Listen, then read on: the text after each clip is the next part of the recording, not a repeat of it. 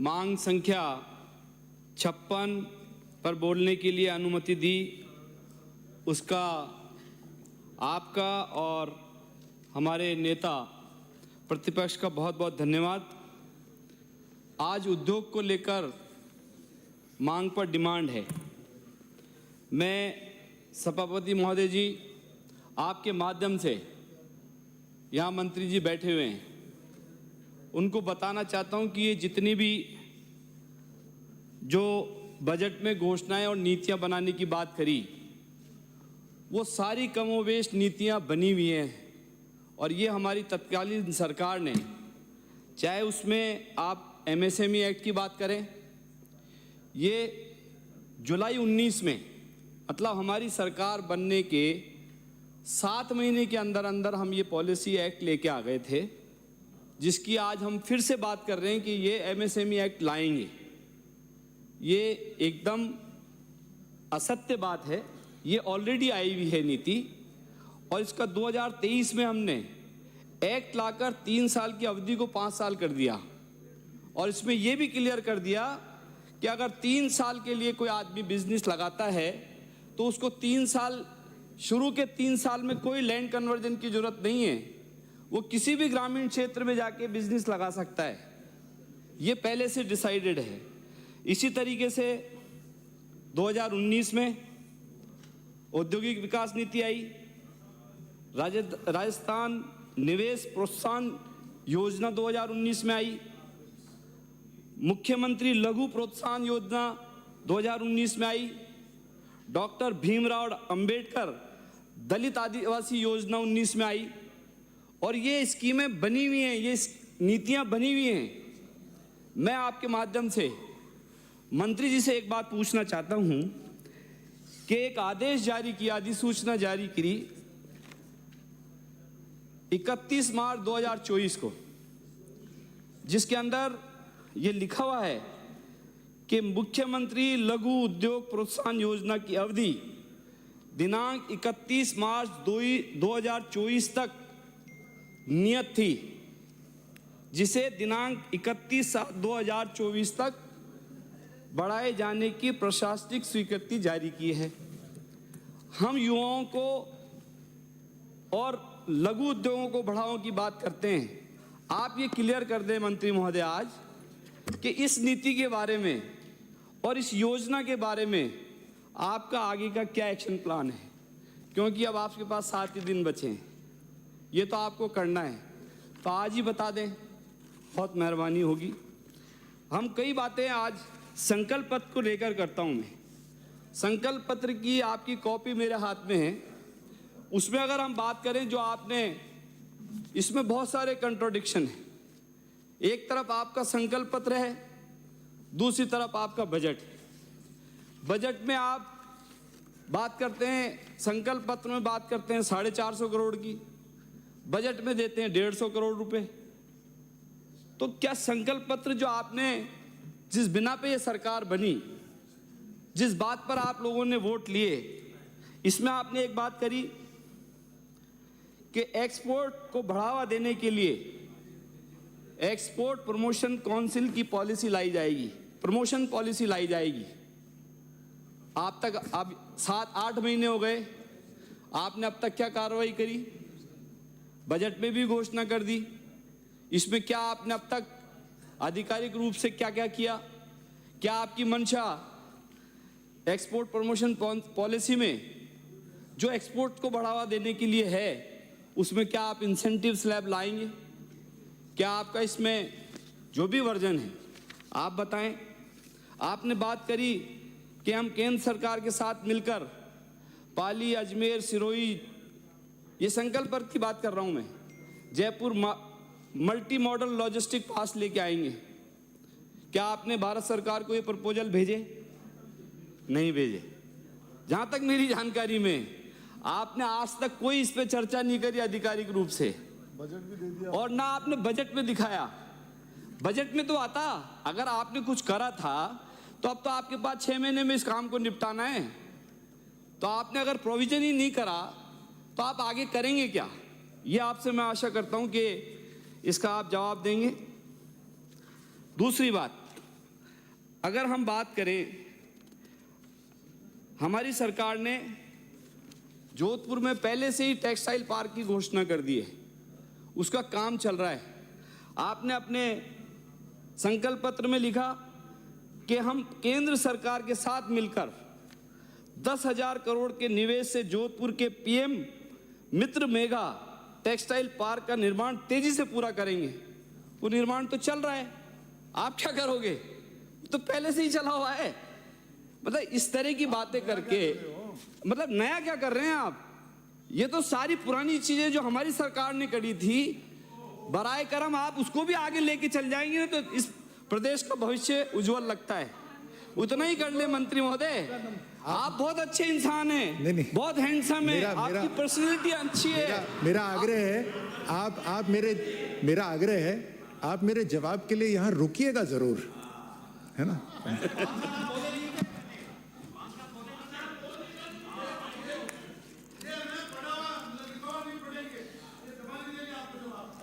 मुझे तो उम्मीद यही है क्योंकि बजट जो है ना, बजट की भी बात बता देता हूं आपको।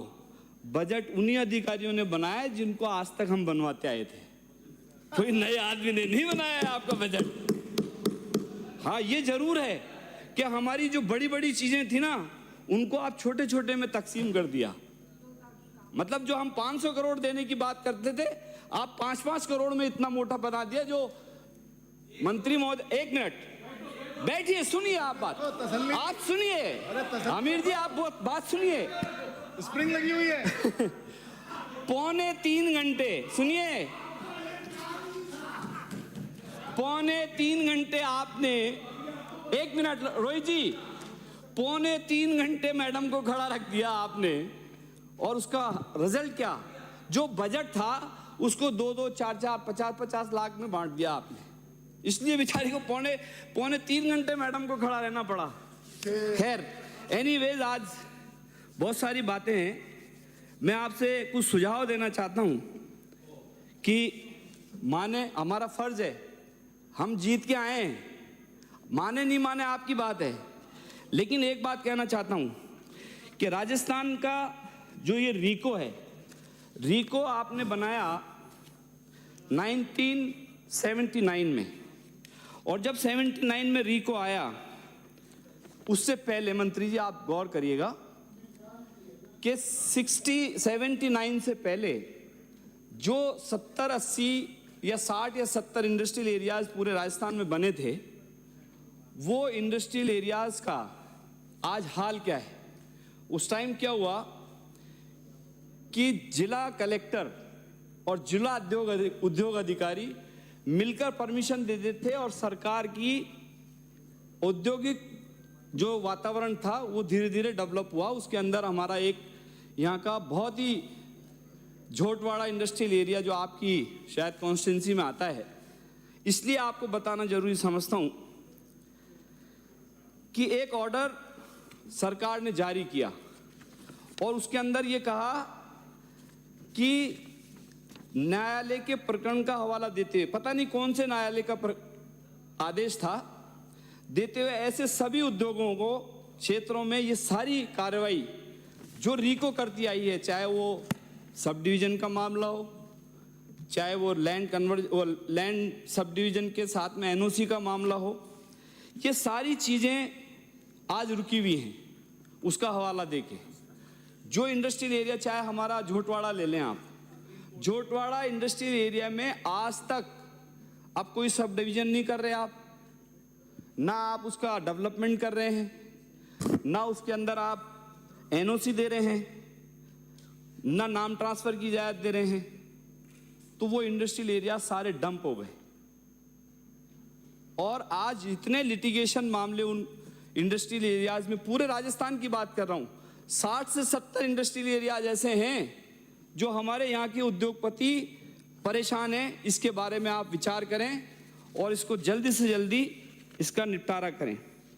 दूसरी तरफ हम आ जाते हैं कि बड़े उद्योगों की बात करते हैं। बड़े उद्योग हमारे यहाँ आएंगे कैसे, इस पे आप विचार करें।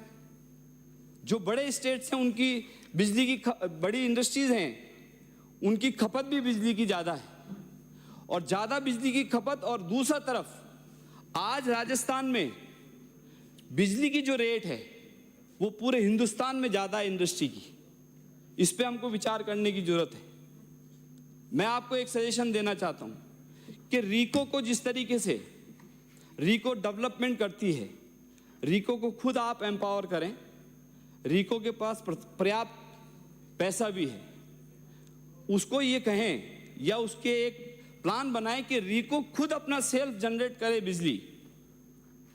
हम आरआरईसी के थ्रू बड़े बड़े औद्योगिक घरानों को बिजली बनाने के लिए देते हैं। सैकड़ों बीघा, हजारों बीघा एकड़ जमीन हम कई मल्टीनेशनल कंपनियों को दी है और देते आ रहे हैं, आज से नहीं 20 साल से।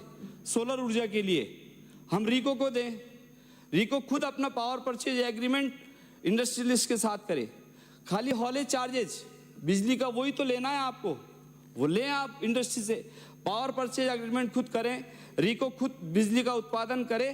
तो मैं समझता हूं कि जो आपका एक सपना है, सरकार ये कहती है कि हम ग्रीन कॉरिडोर के साथ में इंडस्ट्रियल डेवलपमेंट करेंगे।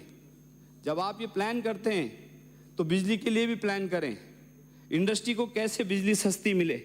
इन्वेस्टमेंट समिट की बात करें, इन्वेस्टमेंट समिट बहुत टाइम से होते आ रहे हैं, लेकिन लोग आते हैं आशाओं के साथ में, बहुत उम्मीद के साथ में हमारे राजस्थान में आते हैं। लेकिन जब यहाँ आके पता चलता है कि ज़मीन कैसे मिलेगी इंडस्ट्री के लिए, तो रीको कहता है कि ऑक्शन में चले जाइए। ऑक्शन में आप बिडिंग कराते हैं, बिडिंग में उसको रेट महंगी पड़ती है, ज़मीन महंगी, बिजली महंगी। बड़ी इंडस्ट्रियाँ क्यों आएंगी? हरियाणा में चले जाएं, इधर गुजरात में चले जाएं, यूपी में चले जाएं, वहाँ पे सारी चीज़ें, सारी की सारी चीज़ें, क्योंकि आपकी अब डबल इंजन की सरकार है। आप चाहें तो भारत सरकार से इसमें सहयोग ले सकते हैं। अभी मेरे साथी विधायक ने बताया कि सॉलिड वेस्ट मैनेजमेंट की बात करें। आज सॉलिड वेस्ट एक समस्या बहुत बड़ी है। मैंने पहले भी इस बात पे गौर किया था, सदन का ध्यान मंत्री जी की तरफ दिलाना चाहता हूं कि सॉलिड वेस्ट मैनेजमेंट, आज आपने किशनगढ़ की कोई बात नहीं करी बजट में, क्योंकि विधायक हमारा जीत के आया वहां से, एक विधायक हमारा जीत के आया है। आप चले जाएं, यहाँ से जैसे अपन 200 फीट जो रोड है जो ब्यावर की तरफ जाती है, राइट हैंड पे देखेंगे आप, सफ़ेद सफ़ेद ज़मीन दिखती है अपने को। सारा सॉलिड वेस्ट जाके डंप हो गया सरकारी ज़मीन में। वहाँ तो फोटो शूट होता है, प्री वेडिंग शूट हो रहे हैं वहाँ। ऐसे हो रहे हैं जैसे हिमाचल में जाके लोग फोटोग्राफी करते हैं। ये एक चुनौती है हमारे लिए। सारा सॉलिड वेस्ट को लेकर एनजीटी ने कई बार आपको सरकारों को चेताया कि क्या सॉलिड वेस्ट मैनेजमेंट की नीति है, और सॉलिड वेस्ट मैनेजमेंट के साथ में वेस्ट मैनेजमेंट के लिए एक भारी पैसा भारत सरकार सभी स्टेट्स को देती है। डबल इंजन की सरकार है। मैं उम्मीद करता हूं कि इस और आप ध्यान देंगे, ताकि एनजीटी का जो डंडा है वो हजारों करोड़ रुपए का हमारे ऊपर पेनल्टी लगती है, उससे हम स्टेट को बचा सकें। इसी तरीके से अभी बात कर रहे थे हम कि एनसीआर के जो एरियाज़ हैं, बहुत सारे एरियाज़ जो हमारी सरकार ने अलवर और भिवाड़ी और बहरोड के आसपास डेवलपमेंट करने के लिए प्लान करा, रीको डेवलप करना चाहता है, लेकिन एनसीआर की पॉलिसी हमारे आड़े आती है। जब हम सरकार में थे कई प्रस्ताव हमने भेजे, लेकिन नहीं हो पाए। लेकिन मैं उम्मीद करता हूं कि अब डबल इंजन की सरकार है, आप इस और ध्यान देंगे। ये जितने भी इंडस्ट्रियल एरियाज हमारे पेंडिंग पड़े हैं, जो दिल्ली एनसीआर के आसपास के इंडस्ट्रियल एरिया डेवलप हो सकते हैं, सरकारी ज़मीनें पड़ी हुई हैं, रीको के पास ज़मीनें हैं, वो आप एनसीआर से निकाल लेंगे तो ये बहुत बड़ा काम हमारे लिए होगा। इसी तरीके से आपने संकल्प पत्र में 450 करोड़ की बात करी। हैंडीक्राफ्ट के लिए आपने दिए 150 करोड़। 150 करोड़ के लिए बात करना चाहता हूँ, चूँकि आप जयपुर से हैं। हमारे माननीय विधायक अभी बाल मुकुंदचारी जी भी बैठे थे, उनके विधानसभा क्षेत्र में एक बहुत बड़ा हाट बाजार बन के तैयार पड़ा है बहुत लंबे समय से। आप सारे हैंडीक्राफ्ट बिजनेसमैन जो मैन्युफैक्चरर्स हैं उनको ला के वहाँ बैठाइए, आपका बिजनेस भी बढ़ेगा, एक्सपोर्ट भी बढ़ेगा। सरकारी जमीन में उस टाइम वसुंधरा जी के टाइम पे ये डेवलप हुआ था और बहुत बढ़िया जगह, टूरिस्ट आते हैं, वहाँ डेवलपमेंट आप कर सकते हैं। इसी तरीके से सांगानेर का इंलैंड कंटेनर डिपो है जो राजसिको की संपत्ति है। इंलैंड कंटेनर डिपो में पहले एक्सपोर्ट जब कंटेनर होते थे तो यहीं से होते थे, लेकिन पिछले 2-3 साल से जो सांगानेर इंडस्ट्रियल एरिया में है ये सारा कॉनकोर शिफ्ट कर दिया हमने शहर से बाहर, आपके विधानसभा क्षेत्र में। मंत्री जी, ये जमीन आइडल पड़ी है कनकपुरा में, ये जमीन आइडल पड़ी है, बेशकीमती जमीन है। इसमें आप मल्टी मॉडल बिल्डिंग बनाइए। राजसिको की हालत खराब है, राजसिको की प्रॉपर्टी है, सरकार फंडिंग करे। वहाँ टेक्सटाइल हब है सांगानेर में, हैंडीक्राफ्ट डेवलपमेंट का काम हो सकता है।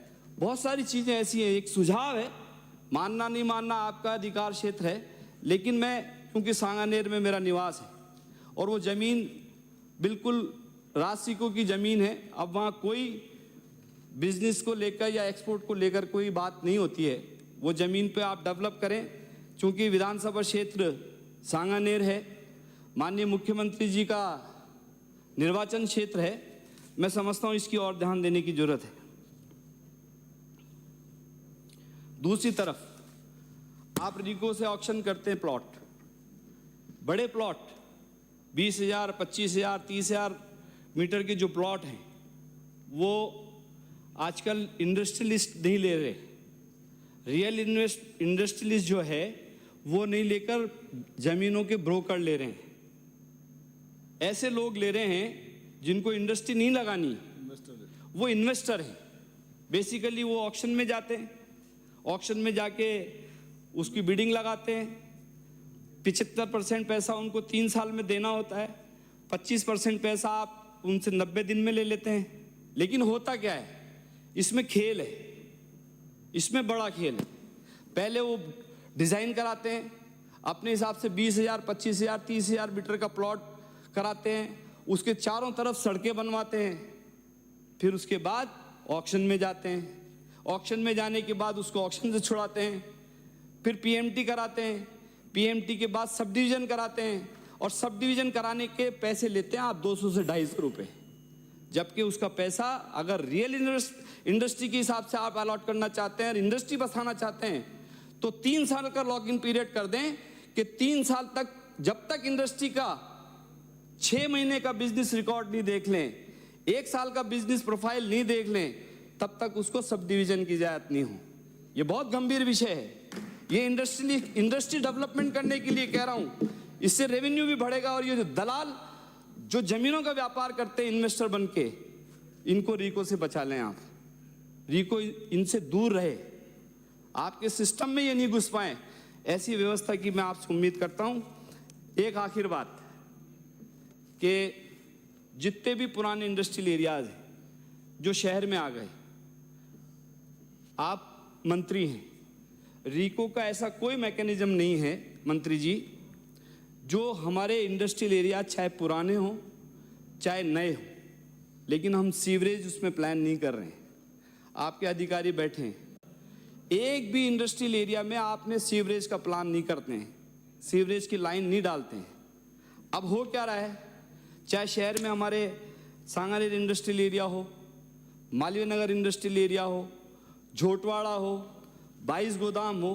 समाप्त करें। 2 मिनट, ये लास्ट है, कंक्लूड कर रहा हूँ लास्ट में। इन एरियाज को आप लैंड परिवर्तन तो नहीं कर सकते, लैंड यूज तो चेंज नहीं कर सकते, लेकिन उपयोग परिवर्तन की इजाजत दे दें। उपयोग परिवर्तन से ये यहीं के यहीं रह जाएंगे। इसमें होटल आ सकती है, कॉमर्शियल एक्टिविटीज हो सकती है, हॉस्टल बन सकते हैं, कोचिंग इंस्टीट्यूट बन सकते हैं। ये सारी इंडस्ट्रीज पॉल्यूशन फ्री हैं, पॉल्यूशन बचेगा और इनको ट्रांसफर कर दे नगर निगम, श्री गोविंद ताकि प्रसाद। नगर निगम इनका डेवलपमेंट करे, सीवरेज पानी का इंतजाम हो। आपने बोलने के लिए वक्त दिया, उसके लिए बहुत बहुत धन्यवाद। जय हिंद। माननीय अध्यक्ष